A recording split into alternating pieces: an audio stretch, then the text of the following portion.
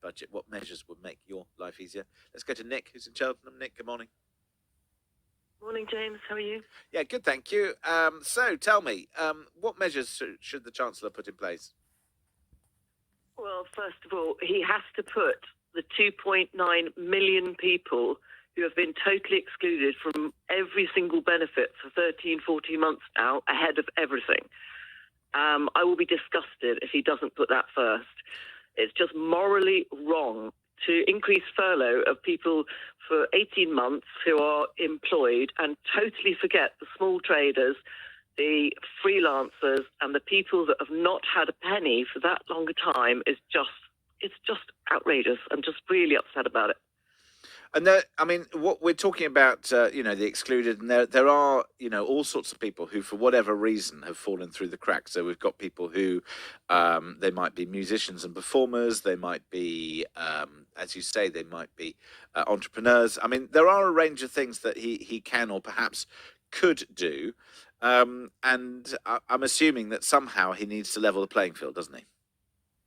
Absolutely, yeah, he absolutely has to do that. He has to, as you say, level the playing field. These people are owed a substantial amount of money. A lot of them have got, obviously, mentally ill, they've lost their businesses, they've had problems with their family, they can't support their children, and they have no way of getting any support. And I'm sorry, but if we go into a budget tomorrow where he is going to extend furloughs, extend buying houses and everything else. But how would you calculate this? Because with furlough, it's based on 80% of a person's regular income. So if you've got somebody, they're freelance, they could have a good month 1 month and then a bad one the next.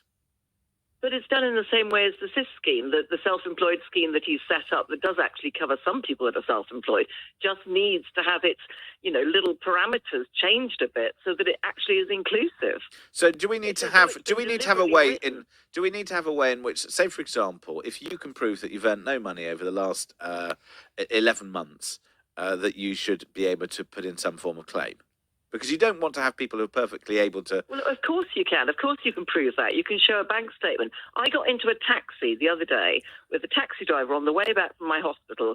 He was over the moon about his furlough. He'd bought 2 cars outright, £8,000 to £9,000 he said he paid, with his extra additional furlough payments, because he said he just carried on working.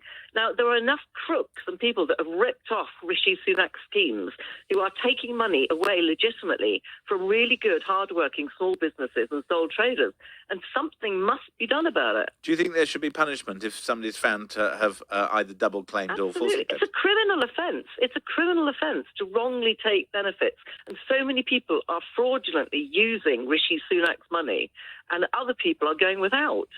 And we've also got an issue, of course, where there are some very wealthy companies and individuals that put people on furlough and all sorts of things. But there we go.